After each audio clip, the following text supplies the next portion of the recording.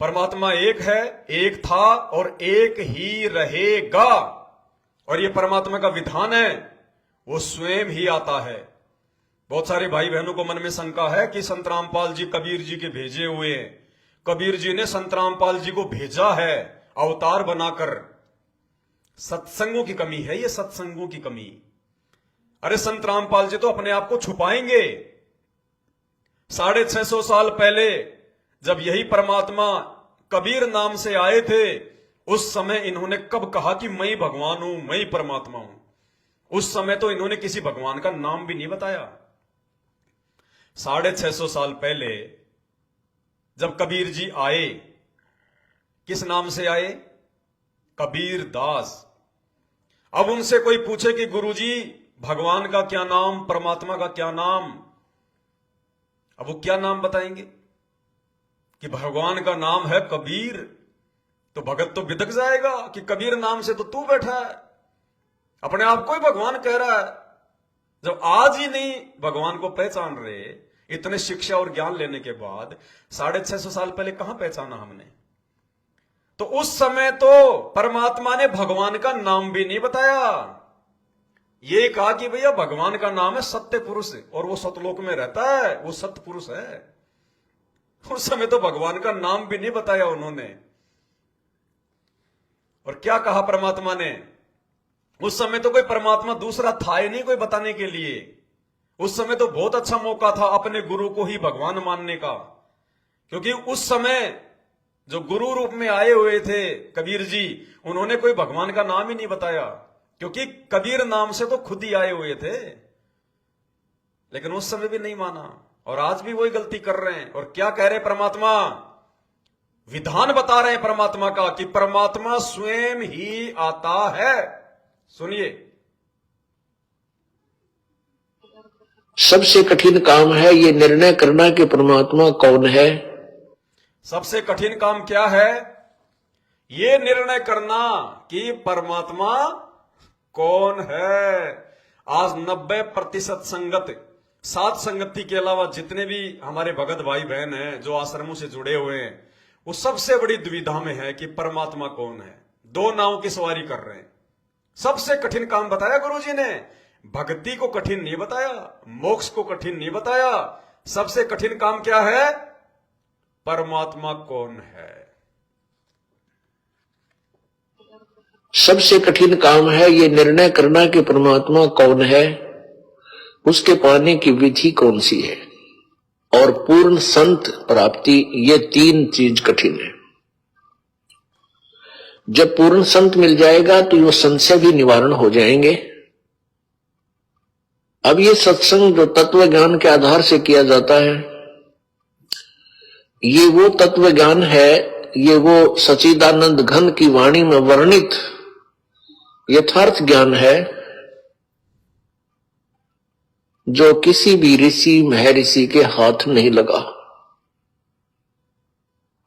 उनको ये ज्ञान नहीं हुआ। केवल कुछ एक पुण्यात्माओं को परमेश्वर स्वयं आकर के सतलोक से आकर के मिले,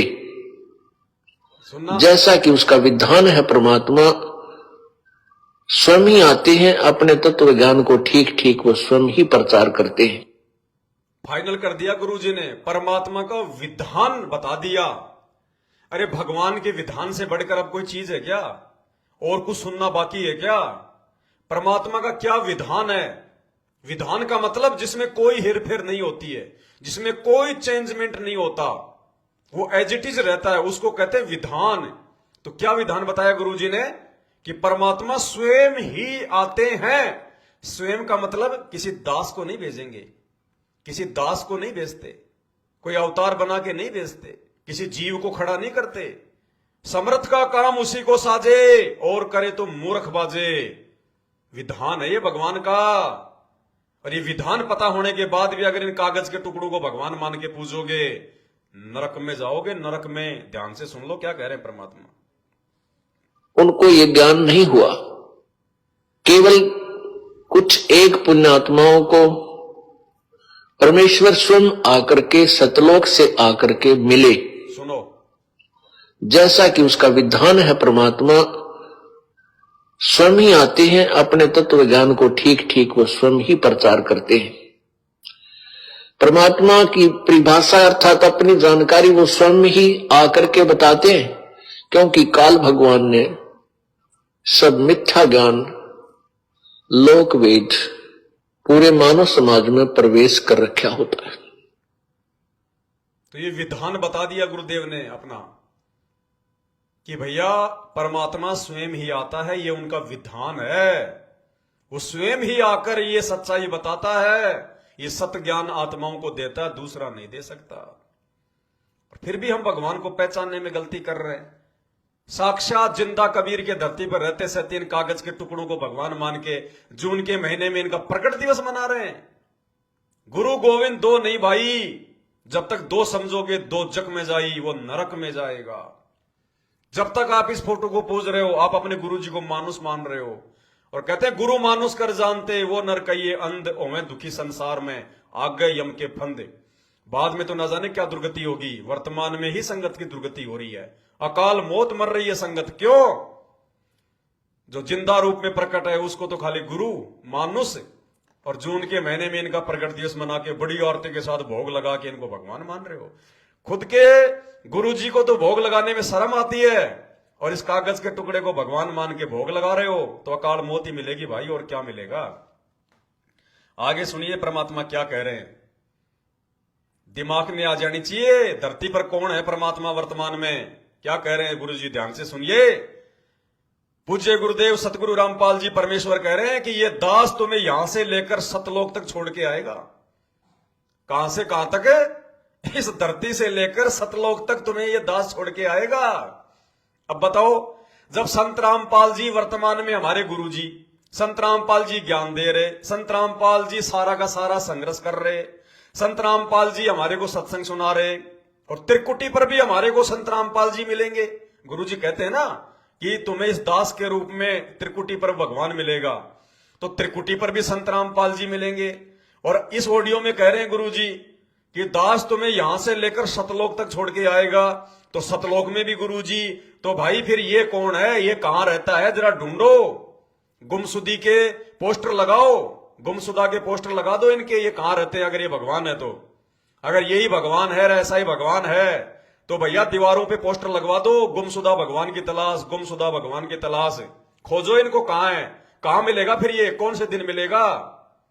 अरे जब यहां भी संत रामपाल जी, त्रिकुटी पे भी संत रामपाल जी और सतलोक में भी संत रामपाल जी छोड़ के आएंगे, तो भैया फिर इनको भगवान मान के क्या करें फालतू में, क्या फायदा हमें इनको पूजने का, इनका प्रकट दिवस मनाने का, इनको भोग लगाने का, इनके आगे दंडवत प्रणाम करने का, फोकट में फालतू में। इतना समय नहीं है भैया, हम इतने बेबुद्धि वाले नहीं हैं।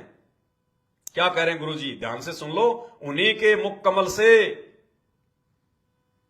क्योंकि गुरु आपको यहां से लेकर और सतलोक तक आपके साथ रहेगा, यानी परमात्मा रहेगा इस दास के रूप में। अब बताओ, अरे इससे बढ़कर और क्या सुनना चाहोगे। फिर भी कहते हो पवन दास झूठ बोल रहा है, पवन दास झूठ बोल रहा है, तुम्हारा बाप बोल रहा है, संत रामपाल जी बोल रहे हैं कि गुरु, अब हमारे गुरु कौन है वर्तमान में, संत रामपाल जी। गुरु यहां से लेकर सतलोक तक तुम्हारे साथ रहेगा। फिर क्या कह रहे हैं, यानी इस दास के रूप में भगवान रहेगा। अरे तो नालायको, यहां फिर कौन है इस दास के रूप में। ये संत रामपाल जी को यदि कोई दास समझ रहा है, तो इस दास के रूप में फिर वर्तमान में कौन है। ये खुद ही कबीर है, खुद ही ये दास है, खुद ही ये सतगुरु है। तुम रोज नित्य नियम पढ़ते हो कि साहिब से सतगुरु भय और सतगुरु से भय साध, ये तीनों अंग एक हैं, यानी ये तीनों एक ही हैं, भूमिका करता वो, ये तीनों अंग एक हैं, गति कुछ अगम अगाध। और साहिब से सतगुरु भय, सतगुरु से भय संत, और धर धर वेख विशाल अंग, वो खेले आदि और अंत। कितना समझाया हमें गुरुदेव भगवान ने कि सारे रोल, सारी भूमिका वो परमात्मा खुद ही तो करता है। समर्थ का काम उसी को साजे, और करे तो मूर्ख बाजे। साहिब से सतगुरु भय, वो साहिब, वो कबीर भगवान जो सतलोक में साहिब के रूप में बैठा है। 8 सितंबर 1951 को धरती पे उतरा, और 17 फरवरी 1988 को मुंह बोला जो है गुरु बनाया, और 1994 में वो सतगुरु बना। मुंह बोले उनके गुरु ने उनको नाम दीक्षा देने का आदेश दिया। 1994 में वो साहिब, वो कबीर ही, सतगुरु रामपाल जी ही फिर क्या बना? सतगुरु। साहिब से सतगुरु भये। 1994 में संत रामपाल जी ने नाम दीक्षा देना शुरू किया, और एक भगत की भूमिका वो कर ही रहे हैं।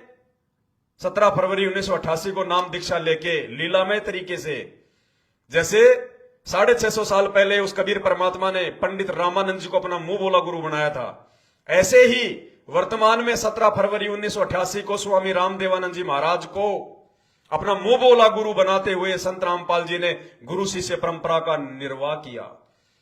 तो ये दास भी बने, साध भी बने, संत भी बने।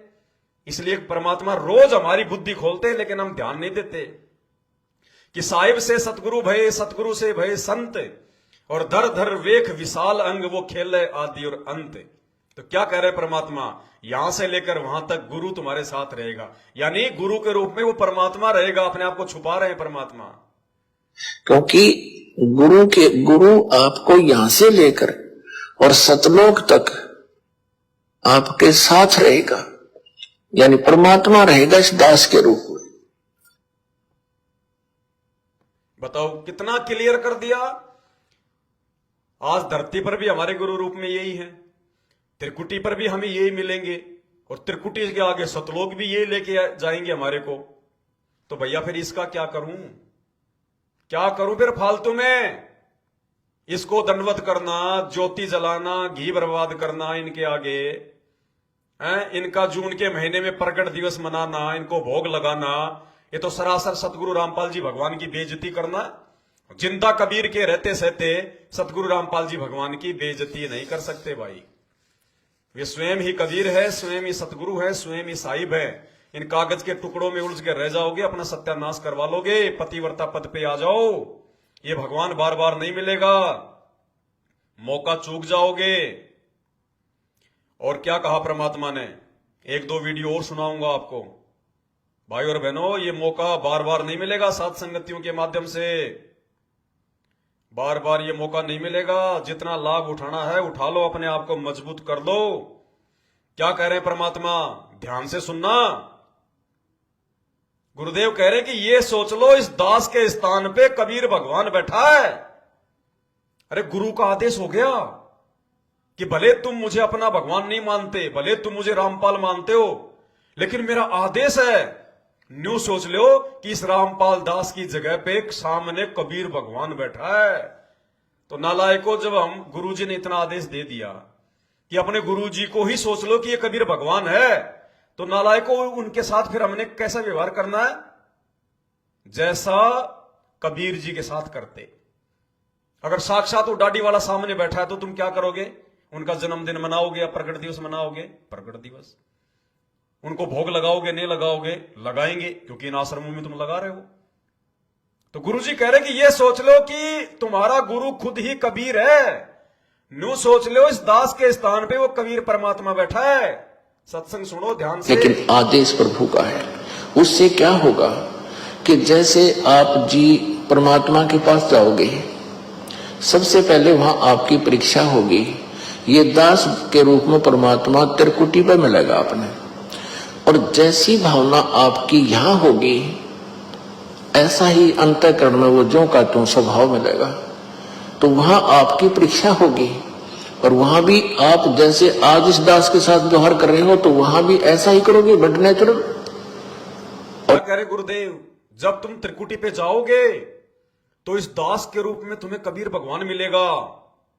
छुपा रहे हैं अपने आप को, यानी संत रामपाल जी के रूप में मिलेगा वो भगवान। और क्या कह रहे हैं कि वहां भी तुम्हारी परीक्षा होगी। जैसा व्यवहार तुम यहां मेरे साथ में करोगे, बट नेचुरल, वैसा ही व्यवहार तुम वहां करोगे। अब यहां हम क्या व्यवहार कर रहे हैं?